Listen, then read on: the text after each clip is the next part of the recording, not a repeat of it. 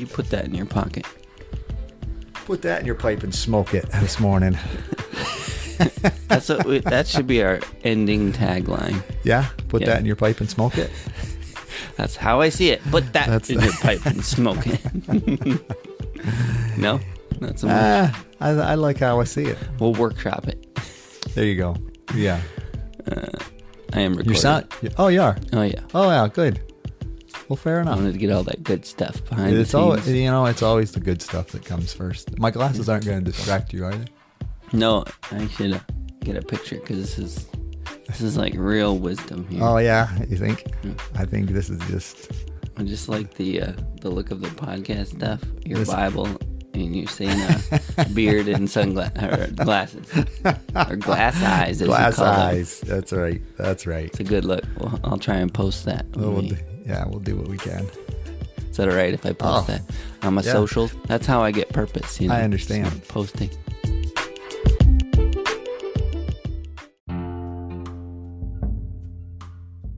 Welcome to How I See It with me, Mark Pratt, and Justin Sternberg. This is a podcast that works to counter cultural polarization through thoughtful conversations. What's the deal? I saw somebody, it was probably on the far end on Facebook. They can own your pages, own your pictures now or something like that. Mm. Anything they put on can technically be used against you in a court of law or Wait, did you see that on Facebook or something? Yeah. There's this thing that goes around like every 2 years or something where it's like, I have to post this on my wall and that's what tells Facebook they can't legally use my stuff. So I'm posting this, and if you don't want them to use your stuff, then, like... Copy, paste. Yeah. First of all, that does nothing. Nothing. Okay. There's no legal... You're not doing anything legally there. And when you signed up for a Facebook account, and you scrolled past the terms of conditions for, several pages... Once you push that one agree at the bottom... That's right. You're then signing on. You basically said, you can use my images for whatever you want. I gotcha. Yeah. Well, that's cool. Yeah. Yeah. And that's pretty much every web service. I gotcha. There's a reason there's a mile-long terms and conditions. It's so that basically, number one, opens up the door so they can do some stuff in the future that they might consider. Sure. So they don't have to have all their roadmap planned right now. They can kind of keep some doors open. And number two, covers them legally so you can't sue them because, in one of their promotional billboards or something, it's like, hey, that's my picture, that kind of thing. I gotcha. Yeah. So it makes perfect sense. I mean, it's a public entity. It is, yeah. Yeah. It's free for a reason. And exactly. Yeah. Just like our podcast. It's free for a reason. You get what you pay for. That's right. And we're going to use all of your data. No, we don't have your data, so. No. So we can't use your data. But if you want to send us some data, we might use it in our promotional material. Good stuff. Morning, Justin. Good morning. How are you? I'm good. Come on now. How are you? Disappointingly cold. Are you? Well, I'm not, but it is outside. So if you're not disappointingly cold, how are you? Hashtag. Come on, Justin. I'm trying to help you. This is a Justinism, and we're. I mean, this Justinism is failing to adopt. It came out so strong. Such a dandy Justinism. There you go. I have to. Yeah. I'm dandy, Mark. I'm glad to hear it. I appreciate you encouraging my Justinisms. Exactly. I'm dandy. How are you? I am very well, thank you. Good. I appreciate you asking. Are you dandy though? I'm not dandy because that's not a word I typically use, but I am very well. Good. And it's a pleasure to be here with you. Yeah, same to you. Same to you. Yes. A little brisk this morning, but I'm thankful for this little warm office to slide into, and yeah. What are we talking about? Do you know? I do. It's good. Like you say, I think many ideas pop around our heads in the process of a week, but I was definitely thinking about purpose this week. Mm-hmm. And I think part of it, we're starting Marriage on the Rock. Jimmy Evans, he has those 4 criteria, that basically he believes. I agree with him, but every For the listener. yeah, I'm getting there. Jimmy Evans and explaining. Who? Well, yeah, the Marriage on the Rock. Yeah, the 4 principles. Marriage on the Rock is basically. You said we're starting it. Yeah. Like we are on this podcast? Not on this podcast, but Chris and I on Sundays at church. So get your butts to Generation Church Sunday morning. No, our signups are full. Our signups are full. No, but yeah, it's not open to all people. No, no panic there. There wasn't any panic there. There's just a assertive moment.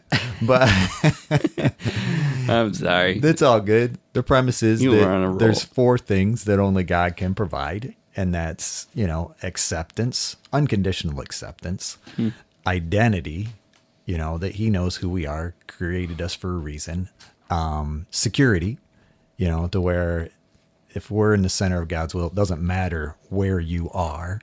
It's probably the safest place for you by far. And then purpose. And I don't know why. Just that whole aspect of purpose. Well, I do know why. Because I quite often find myself sitting in a front row to people's lives through sessions, recognizing and seeing this thread, of purpose that gets woven through each person's life to a certain degree. That, what happened years ago is still connected to something that is connected with today. And, and there's just this cycle, but I think it also has a tremendous purpose of these things that I'm learning and what that does in my life. And I was taking that into consideration with, what we see in our culture at times. I believe we see is that either that sense of that sense of purpose is a polarizing topic to where, either life in itself doesn't have any purpose and it's just a biological thing that exists in a moment of history. And Life's what you make it. Yes. Mm-hmm. Or, my life does have a purpose and there's a reason for every life. And yeah, so that distinction would be a higher purpose, right? Because a purpose above you as opposed to a purpose you generate. Sure. Is that fair? Yeah, that's fair. And I think it's also a purpose that has design or a purpose that has no meaning. It's to the point of meaningless. Yeah. All I do is exist for a moment and I go back to the ground and I'm part of a food chain, basically, a cycle of life. That's purpose. Yeah. There's something to be said for, if you think you're gonna, feeding plants, and there's something to be said for what my body does. Yeah. But I think our lives are much more than that. Yeah. And it was funny because as I was thinking about that, it was that Romans 12, out of the Message came to my mind as far as, so here's what I want you to do. God helping you take your everyday, ordinary life, your sleeping, eating, going to work, and walking around life, and place it before God as an offering. Embracing what God does for you is the best thing you can do for him. Don't become so well adjusted in your culture that you fit into it without even thinking. Instead, fix your attention on God. You will be changed from the inside out. And it's readily recognize what he wants from you and quickly respond to it. Unlike the culture around you, always dragging you down to its level of immaturity, God brings the best out of you and develops well-formed maturity in you. And what's that passage? I know it's the Message. Yeah, it's Romans 12. Romans 12. Cool. 1 through 2. And I guess that's what really, I guess, just kind of spoke to me as I watch people, and I from a cultural standpoint, I recognize how, depression in adolescence is, seemingly at an all-time high. Mm-hmm. You don't have to look at too many editorials, in a paper magazine or something, but what you'll see, an image of, a kid that's sitting in water. I've seen the images over and over again, in depression, with, and I think, some of it comes down to I would even dare say at times hate that, can be surrounding this, this generation. And I think for me, when I think about that, it's sad for me, but I also think about it in the context of all those lives. Every one of those lives was designed, from my perspective, with a tremendous amount of purpose. And I think from my perspective, each one of those lives, I think about our kids, I think about how they're designed, what they're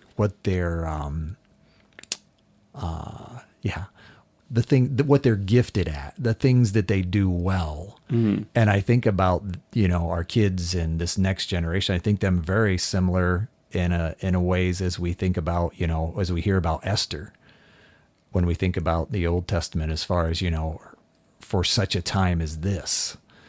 And I think, I think it's easier at times for me to recognize the purpose in those coming behind me, more so than it is my own personal, life. I mean, I recognize my life has purpose, but for such a time as this, when I look at our cultural dynamics, I recognize how, this next generation, from my perspective, will be very much a turning point, I think, in some ways, culturally speaking. And that's why I'm saying, placing your life before God, allowing him to, use your abilities, use your talents, because each and every person listening, from my perspective, has a purpose.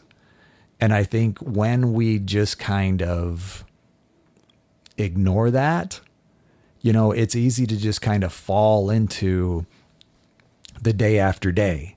Mm-hmm. But I like that verse where it talks about, just take your going to work, your everyday eating. Don't become complacent, but take each day as a gift, place it before God, and allow him to transform you from the inside out.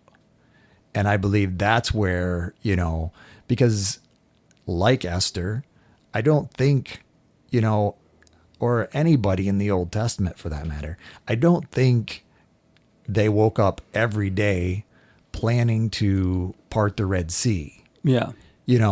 But yet in that process of the cycle of learning and growing in maturity with God, they got to that point where their lives had meaning. Every day of their lives had meaning and purpose, but they got to that point where it really kind of came down to a pivotal moment. Yes. Yeah. And I think the difficult thing is the years preceding that pivotal moment. Yes. That are building up to that moment.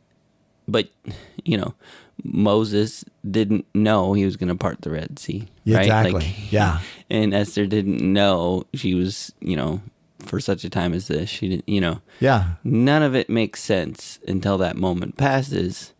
And I do believe, we've all experienced, and by all, I mean, if you've been around enough time, right? Sure. Experience those moments where you went, oh, that's why all that, right? Yeah. But all that, when you're in the middle of all that, it certainly seems purposeless, or can. Yeah. Right? It can. I agree. Yeah. Yeah. And I think on the other side of that, if I may also go, it's like, I think of Elijah, when he called down the fire from heaven on the sacrifices, and God came down and gobbled it all up with fire. I think about that. And then I think about the days after, Yeah. where he actually wrestled Yeah. with a sense of meaning and purpose. It's like, Yeah, hey, you just did this 2 days ago, but Yeah. now it's like, And there's something to be said for those highs followed by lows too. Yes. Or, if you were having those huge moments, every year or whatever, you'd also be having those, the high hangover, right? Like Sure.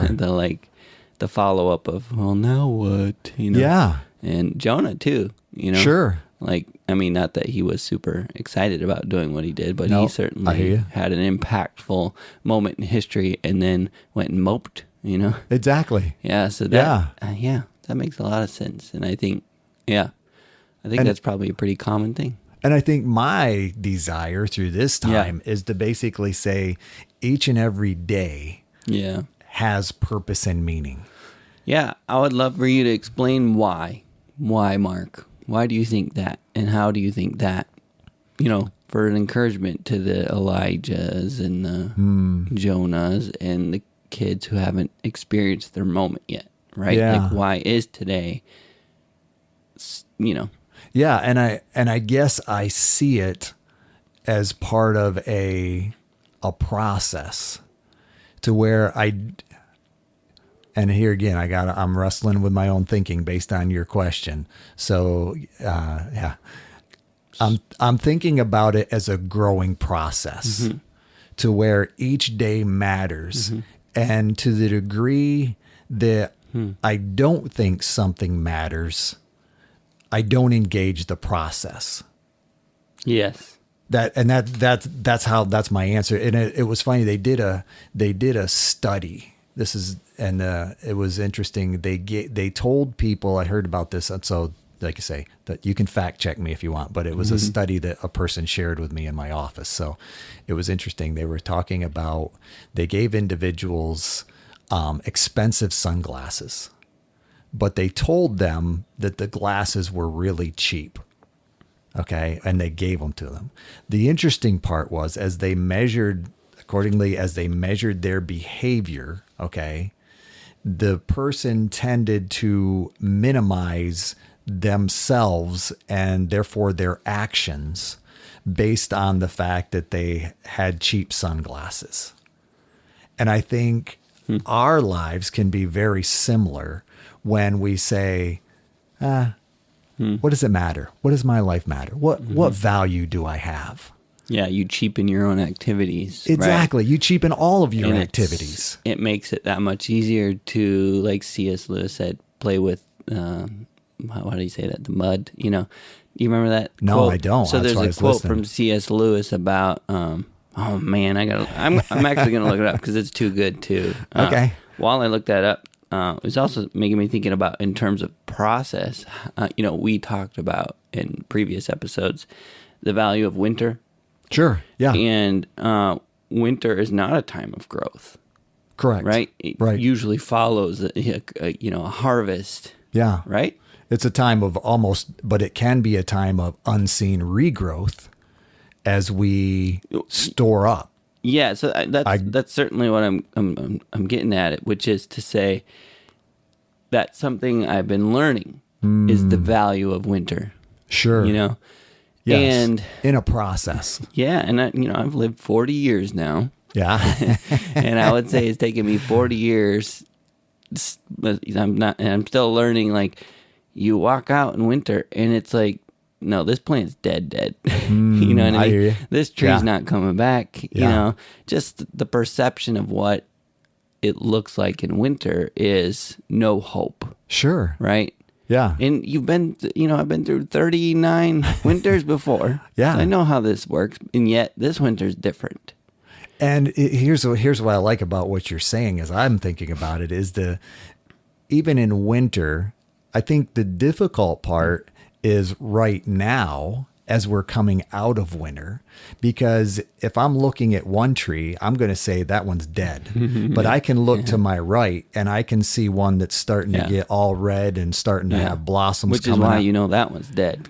Well, or why you think it's dead. Yes, I know. Yeah. When in reality, Yeah, that's not there's a different design. There's a different purpose. There's a different time for that specific one. And I think at times it's easy to look at other people and say, my life doesn't have as much purpose as that person. Yes. Yep. That comparison comes into play. Yep. Or you can compare. The other thing you can compare in so many ways. Oh, I sure can. You can compare right now. So that person's budding and I'm still dormant. Or you can compare, it's harvest time and I remember when my harvest was, whatever. Now look at this person in this season and my season, I'm it's not the same. You know what I mean? Yeah. So you can compare past seasons as well. And I mean, there's just so many ways we can compare, right? Yeah. And you want me to read that quote now? I do, but I think at times when we compare, we undermine our own purpose. Yes. Very much. And that's the difficult part. So yes, back to CS. I'm glad you said that because we're talking about comparison, but I think it's important to say that's not good. Don't do the comparison. It's a trap. I mean, very much so. And it doesn't minimize. I mean, when we do, we tend to minimize. Yes. Yep.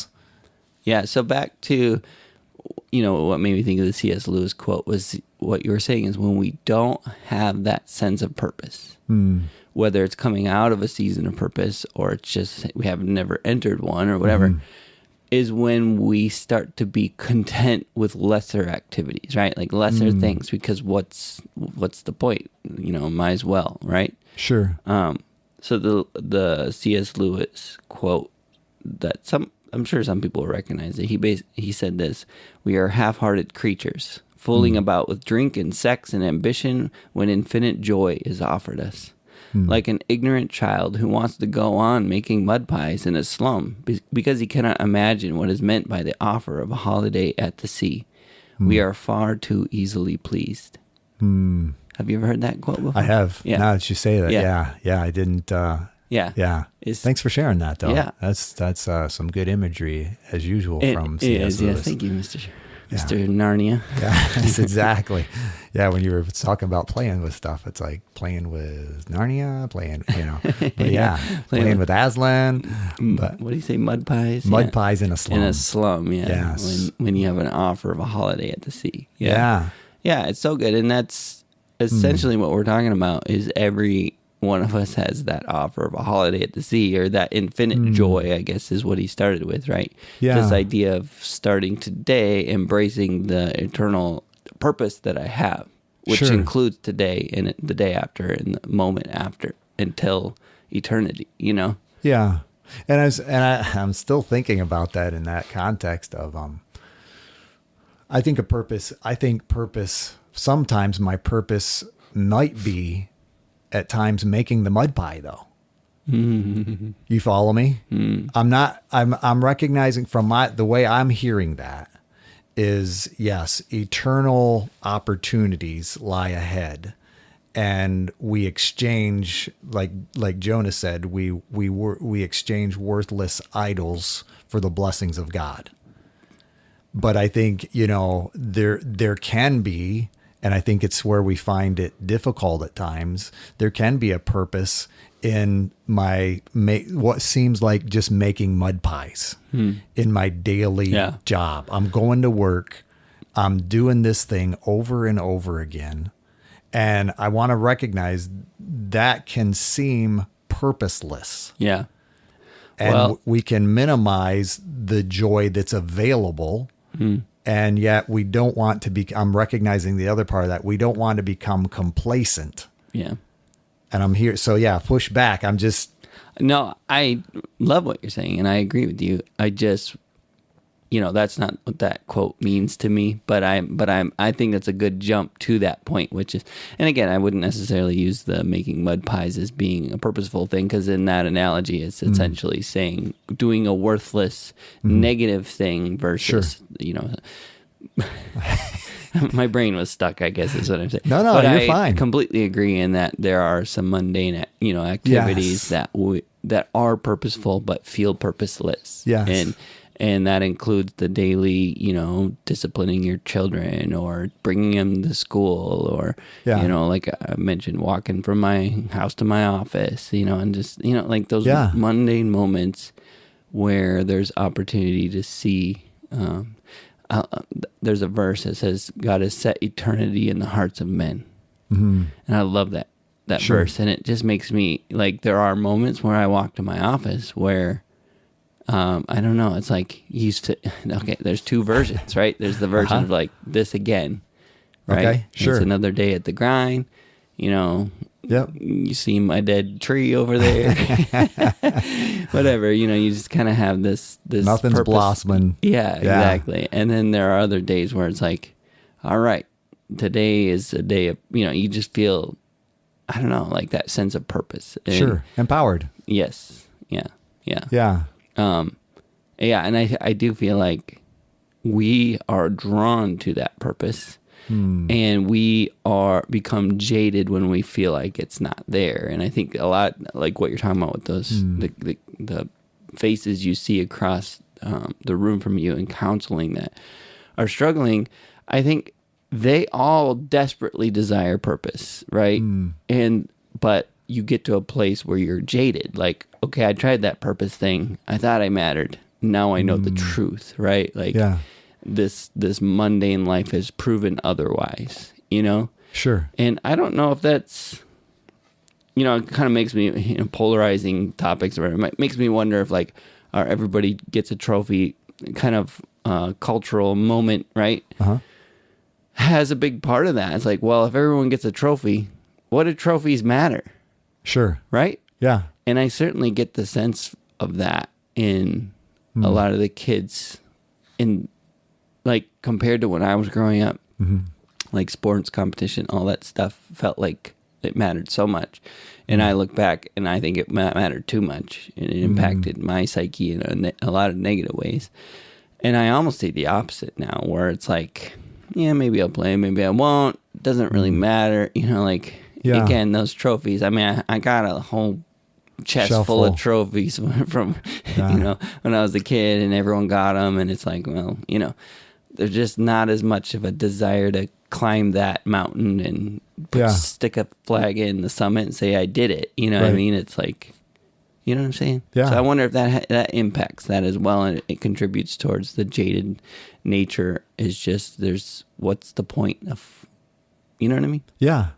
Yeah. Your thoughts? No, I was thinking about it. I was listening to what you said, and I was thinking about you in the context of where would you say you developed, or have, to what degree you've developed your sense of purpose. What if someone were to ask you, in the process of a simple conversation, what's your purpose in life, Justin? Just over coffee.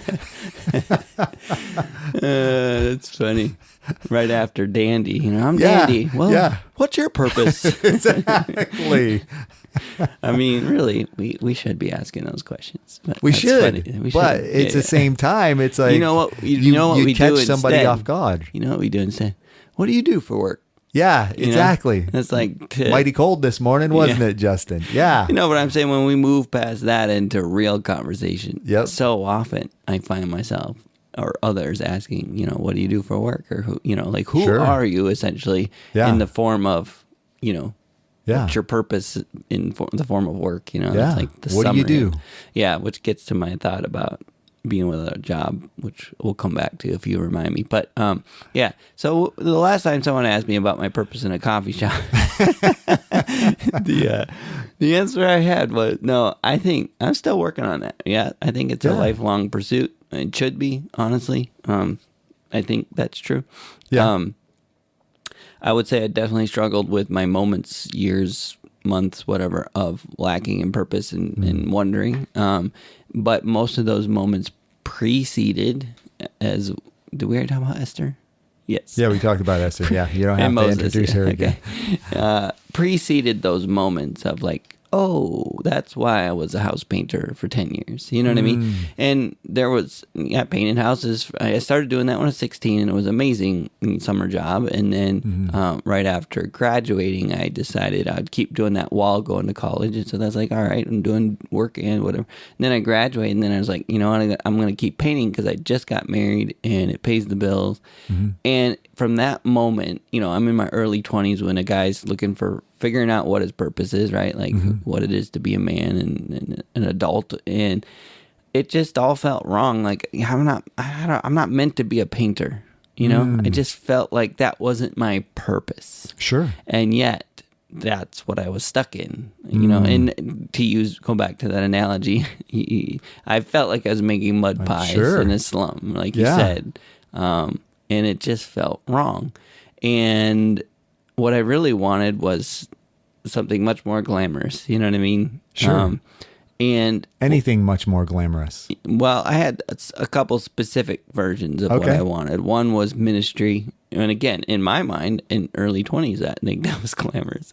I like to be in a paid ministry, kind of have influence on people's life, but in a way that was sustained by pay, right? Like, sure. And then the other version was basically a graphic designer living in a loft in New York. Wow. Like that was just, the top of the food chain to me was that. And, wow. Neither of those things was painting houses in North Carolina. Sure. You know what I mean? It was, yeah. Or Minnesota. So I struggled just kind of on a daily basis with what's my purpose. And certainly there was things around that I was able to contribute in. In fact, I started getting involved in Celebrate Recovery in 2007. Nice. Which is a long time ago. And during that time, I was painting houses. And, stuff like that has always been a part of my life. Some ministry, some opportunities with other guys, and not recognizing in those moments how much a part of my purpose those things were. Sure. Where now I'm 40. Yeah. Double the 20. Yeah. And I'm able to see. That long time ago. Yeah. Long time. I'm able to see the journey and how every one of those moments was part of my purpose, right? And like even the drudgery of, like, again, going back to the analogy, taken wrong, making those mud pies was teaching me how to make mud pies in a way that was honoring, right? Like, sure. And there was plenty of years I spent being in a complaining position about my role as a house painter, and I would say right before God let me get out of that, and I would almost say he wasn't going to let me get out of it till I learned to stop being that way and figure out how to, whether you eat or drink or whatsoever you do all to the glory of God. And then the other verse about work as unto the Lord, right? There's a verse about that. Like those types of verses were what he was teaching me in that time, to basically say, when you go paint a house, you need to paint a house as if I'm paying your paycheck. Because guess what, buddy? I am. Yeah. And this is why you're here on this earth, is to serve me, not your boss, your painter boss, not the house owner, right? Like, homeowner, sure. Yep. And that dramatically transformed some things in my life when I was able to start putting that into place on a daily basis. And I would argue gave me purpose painting houses. You know what I mean? Sure. Yeah. So I don't know. That's a long story, but we have time. We're at a coffee shop. So. Exactly. So purposes, I think I'm always on the hunt for it, but I'm also on the lookout for what today is proving of past purpose, like how today's purpose is being made clear through its activities and the results of harvest, right? And again, I think that's also a thing that I think there's two scenarios. There's someone who hasn't really experienced a significant harvest, and I would put that a lot of kids in that youth in that camp where it's like you haven't experienced it yet, so it's why would you believe there is one? Sure. And then I would say there's maybe the crowd of, you had one harvest or like one moment that you felt was, and that's past, and you don't have any proof of the seasonal nature of harvest. Sure. Right. And so it's like, I think in both those situations, it can be very disheartening or Yeah. lacking in purpose. But No, I like your use of that word, the analogy of the harvest, because I think there is that part of us, that once you experience it, it's like, well, I want that every day, but yeah, harvest is part of a season.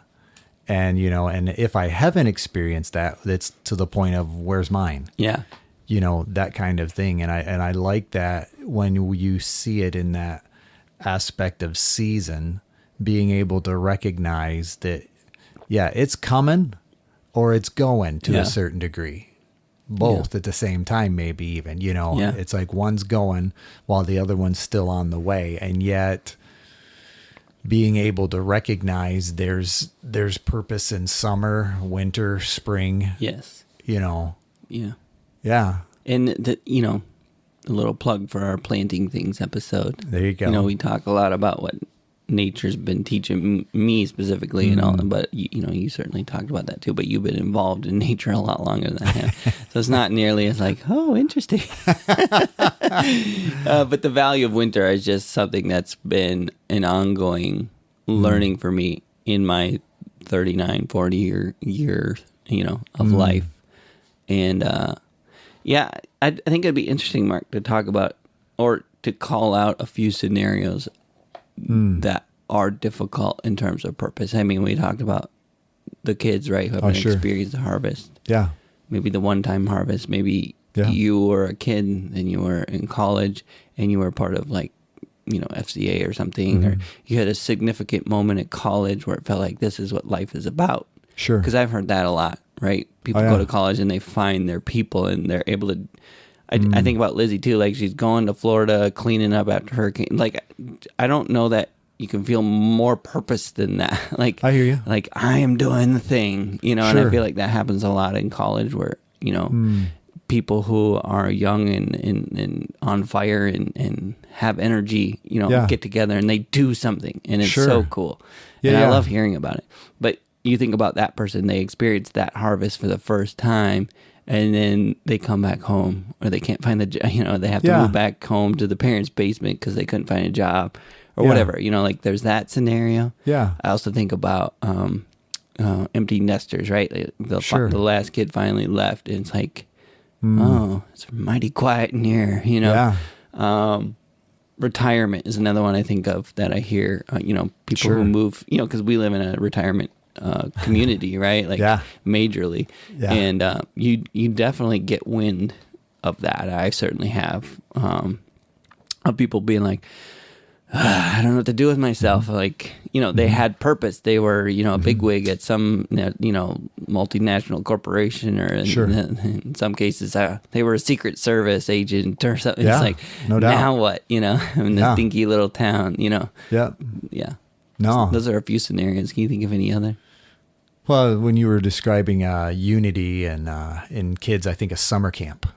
That aspect of, wow, this is amazing, this is great, I want to do this all the time, and then it's like that, lull. Yeah. And it's followed by back to school. Back to school and back to home, and it's like that unity, or I think there's I think of sports seasons, like you had mentioned too. Yes. You have a big season, or a good season, and it's like, I want that next year too. Yep.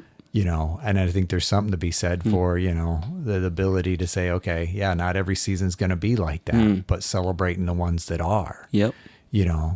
And so, I think you did a great job of hitting a lot of the big ones. Another one that came to mind real quick. Yeah. Because you're thinking of seasons, like, as a kid, having to move town.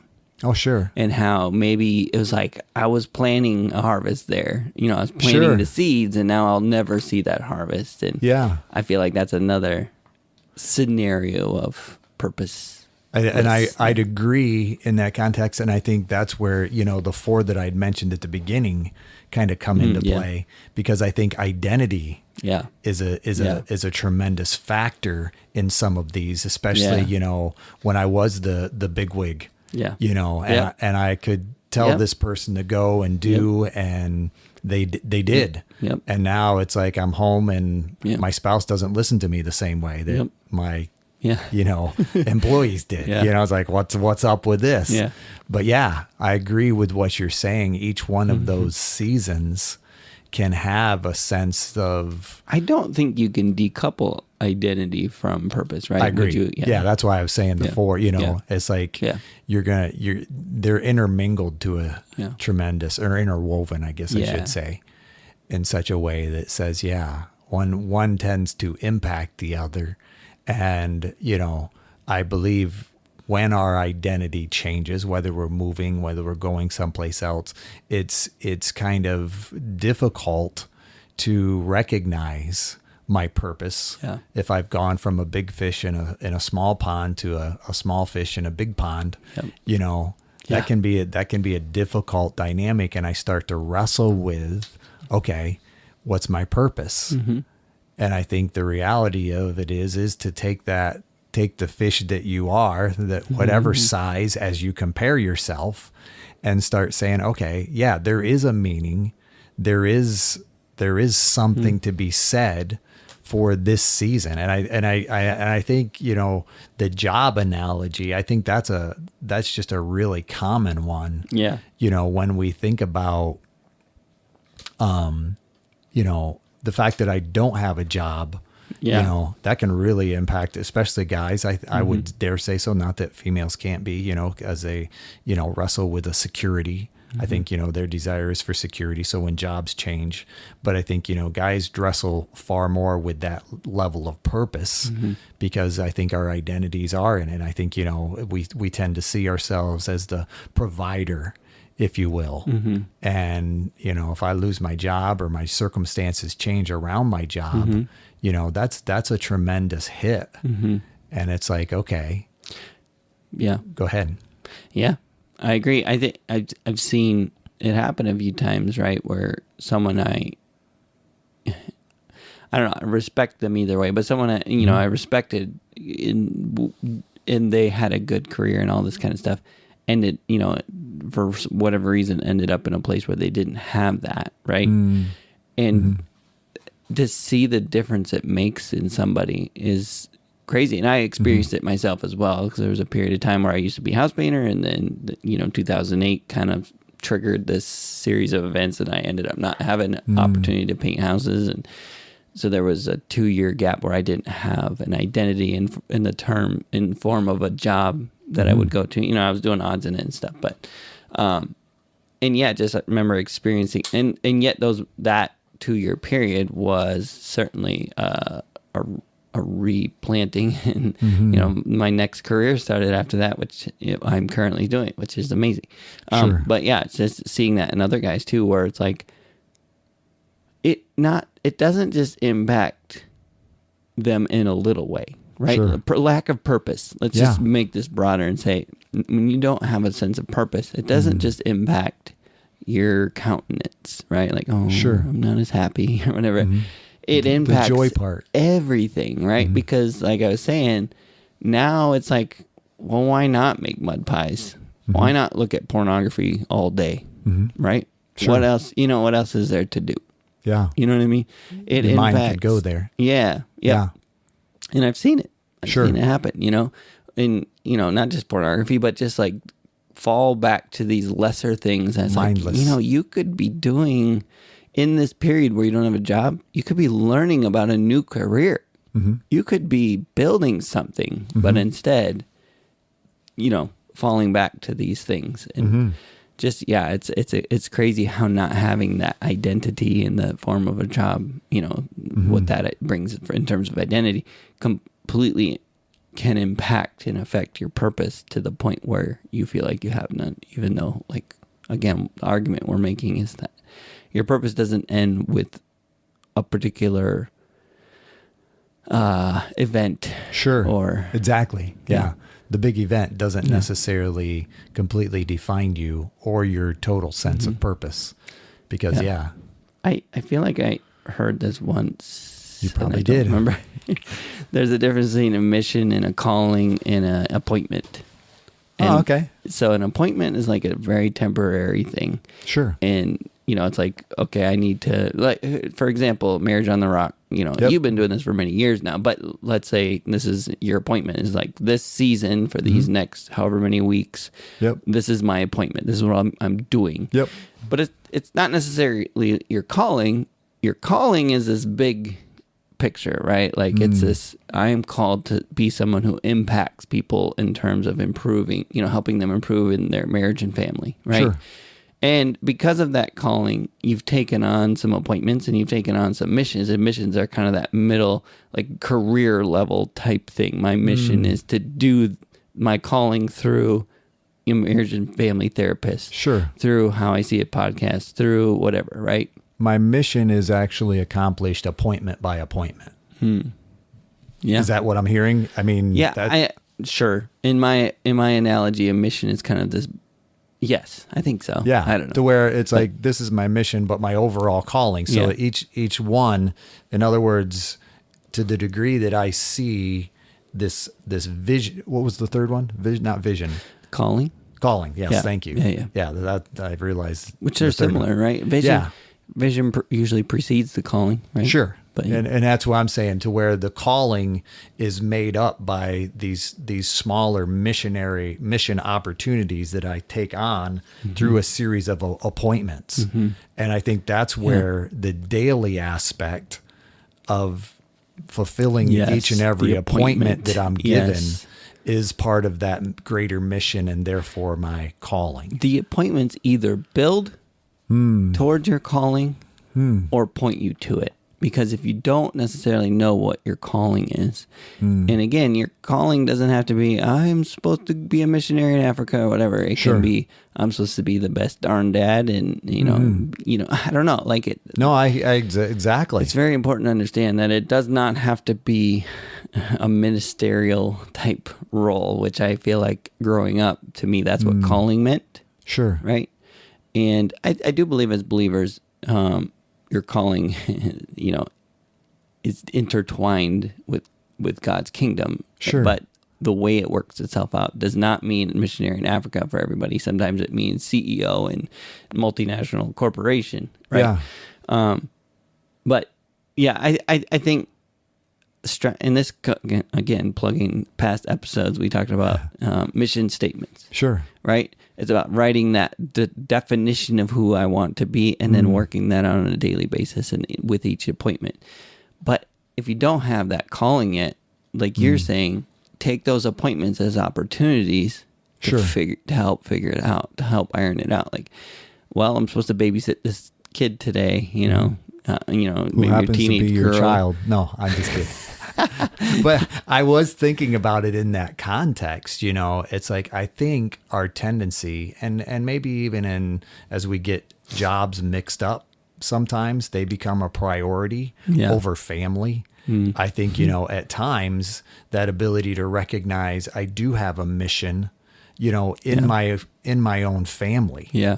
And I think sometimes, as I'm just thinking of different conversations I had, I don't think it's enough to not be like my parents. You follow me? I think we can get caught up in that and say, well, I just don't want to do it the way they did.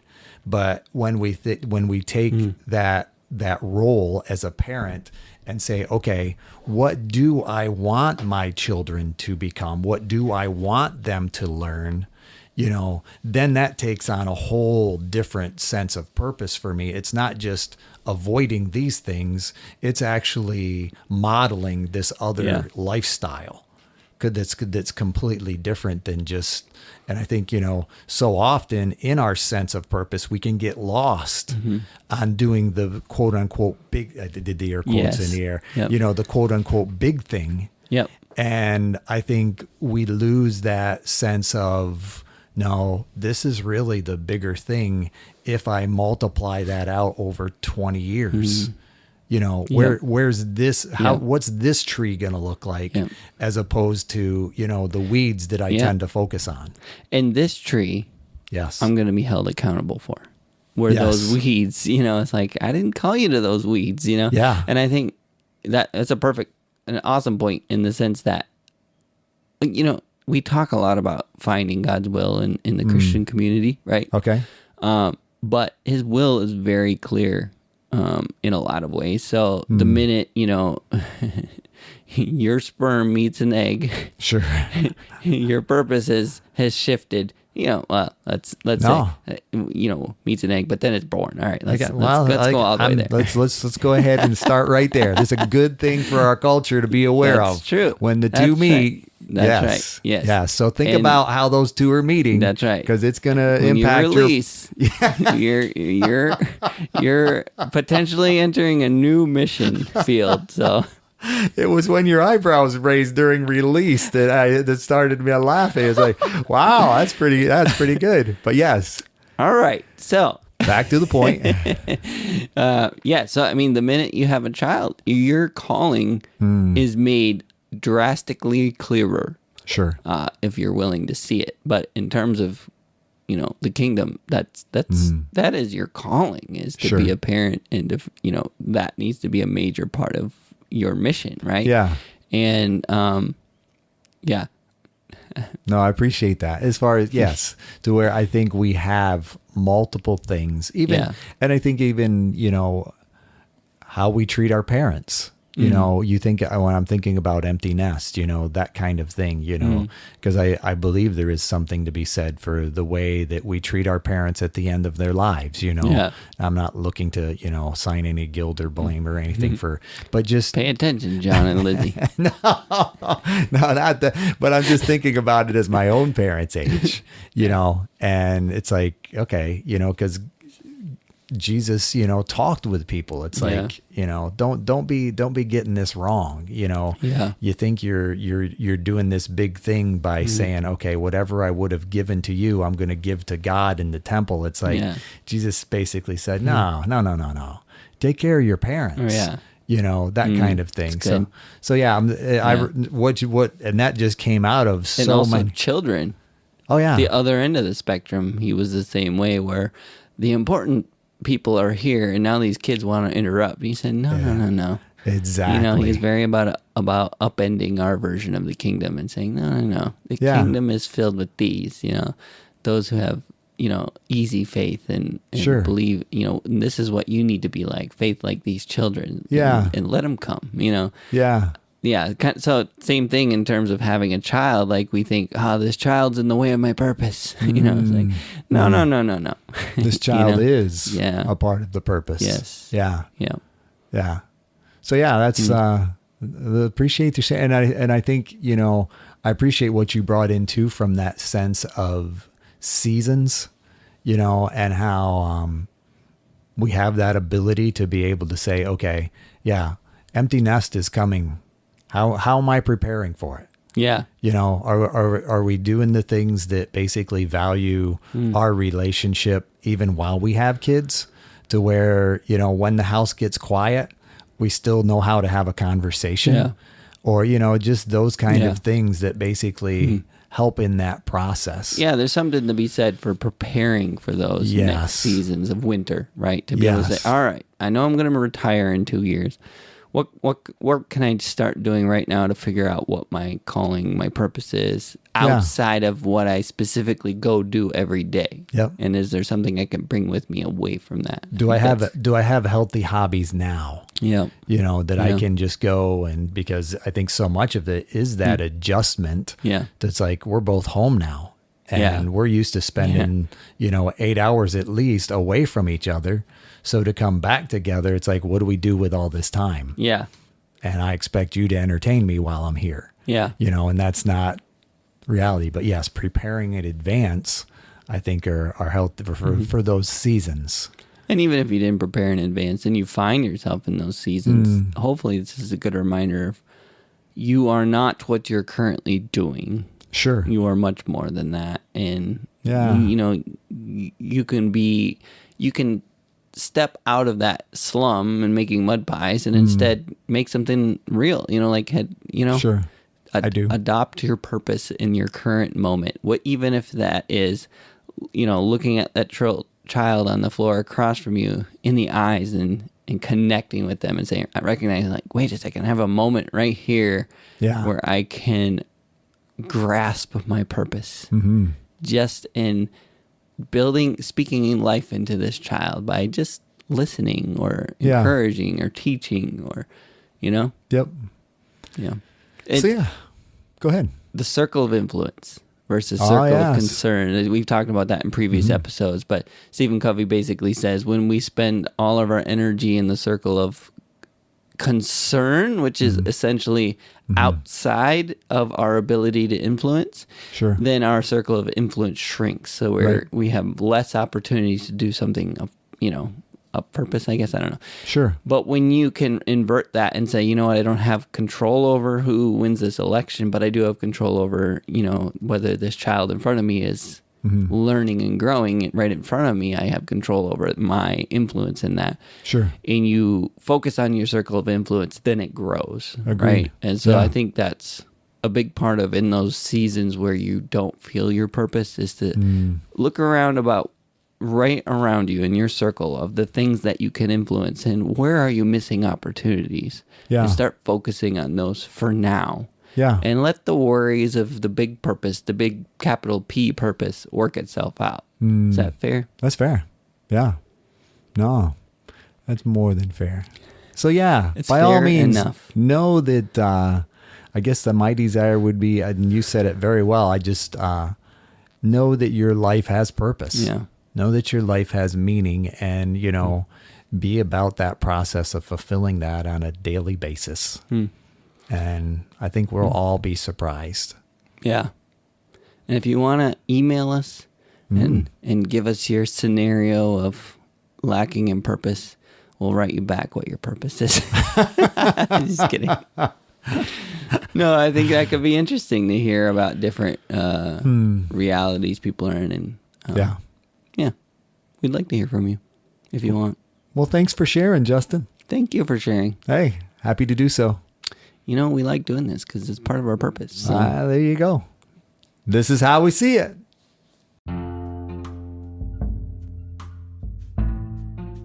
Hey, thank you for listening to our podcast. If you like How I See It, please do all the things that podcasts tell you to do. Subscribe, rate, review, follow us, and or talk nicely about us on social media. If you want to reach out, the email is us@howiseeit.click.